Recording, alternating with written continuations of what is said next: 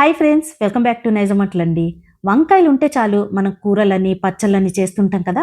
అలా అస్సలు చేయకండి. నేను చెప్పినట్టు కొంచెం ఇలా ట్రై చేసి చూడండి. చాలా బావుంటుందండి. ఎవ్వరైనా చాలా ఈజీగా చేసుకోవచ్చు. మరియు దీన్ని 15 రోజుల వరకు మీరు ఈజీగా స్టోర్ చేసుకోవచ్చు. ముందుగా వంకాయల్ని పొడుగ్గా కట్ చేసేసి ఉప్పు నీళ్ళలోకి తీసేసుకోవాలి. ఇప్పుడు చిన్న బాండీలోకి మెంతులొచ్చేసి హాఫ్ టేబుల్ స్పూన్ కంటే కూడా కొంచెం తక్కువగా తీసుకోండి. 1 టేబుల్ స్పూన్ వచ్చేసి ఆవాలు తీసేసుకోవాలి.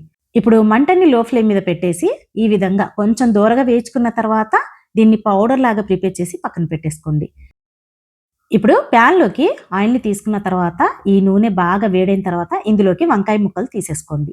మంటని మీడియం ఫ్లేమ్ మీద అడ్జస్ట్ చేసి వంకాయలు మాత్రం కలర్ చేంజ్ అయ్యేంత వరకు ఫ్రై చేసుకోవాలి. ఫ్రై అయిపోయిన తర్వాత ఇవి మనకి క్రిస్పీగా వస్తాయండి. చాలా బావుంటాయి.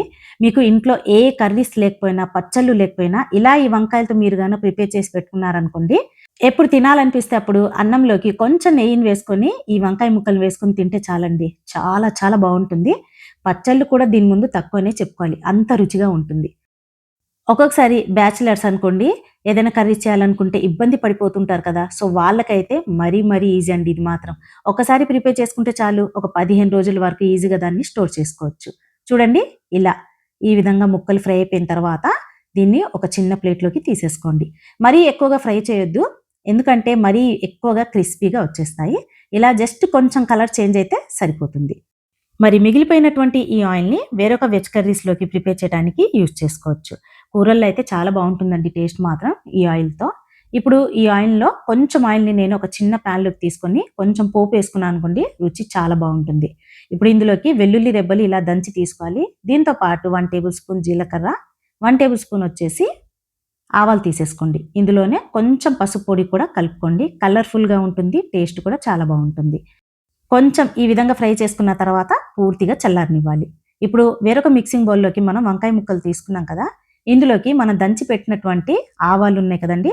సో, ఆవాలు దీంతో పాటు మెంతుల పొడి ఉంది కదా! ఇందులోకి తీసేసుకోండి. దీంతో పాటు కారం పొడి కాస్త ఎక్కువగా యాడ్ చేసుకోండి. స్పైసీగా చాలా బావుంటుంది. ఇందులో ఉప్పొచ్చేసి తగినంత తీసుకోవాలి. ఇందులోనే మనం ఇక్కడ పోపు వేసి పెట్టుకున్నాం కదా! ఈ పోపుని కూడా ఇందులోనే తీసేసుకోండి. ఇప్పుడు స్పూన్‌తో మొత్తం కరెక్ట్‌గా కలిసేటట్టుగా కలుపుకోండి. ఇంకోటండి, దీన్ని ఎక్కువ రోజులు మీరు స్టోర్ చేసుకోవాలనుకున్నప్పుడు కొంచెం కూడా మాయిశ్చర్ అనేది లేకుండా చూసుకోండి. సో, కొంచెం కూడా తడి ఉందనుకోండి, ఎక్కువ రోజులు మాత్రం స్టోర్ చేసుకోలేము. బూజు పట్టేస్తుంది. సో, ఇందులోకి కొంచెం మనకి పులుపు కావాలనుకున్నప్పుడు ఇందులో కొంచెం నిమ్మరసం కూడా తీసేసుకోండి. నిమ్మరసం కలపటం వల్ల పుల్ల పుల్లగా, కారం కారంగా చాలా బావుంటుందండి. చూసారు కదా! ఈ విధంగా మొత్తం కలిసేటట్టు కలుపుకున్న తర్వాత ఇప్పుడు ఒక ఎయిర్ టైట్ కంటైనర్‌లో అయినా, ఒక చిన్న బౌల్‌లోకైనా మీరు తీసి ఫ్రిడ్జ్‌లో అయినా, బయటైనా స్టోర్ చేసుకోవచ్చు. చాలా బావుంటుందండి. వేడి వేడి అన్నంలో కొంచెం మీరు కలుపుకొని తిన్నట్లయితే అస్సలు వదిలిపెట్టరు. అంత రుచిగా ఉంటుంది. మీకు ఈసారి కర్రీస్ గనుక బోర్ కొట్టినట్లయితే ఇలా మాత్రం తప్పకుండా ట్రై చేయండి. ఖచ్చితంగా ప్రతి ఒక్కరికి నచ్చుతుందండి. పిల్లల నుంచి పెద్దవాళ్ళ దాకా చాలా ఇష్టంగా తింటారు. సో ఫ్రెండ్స్, చూసారు కదా!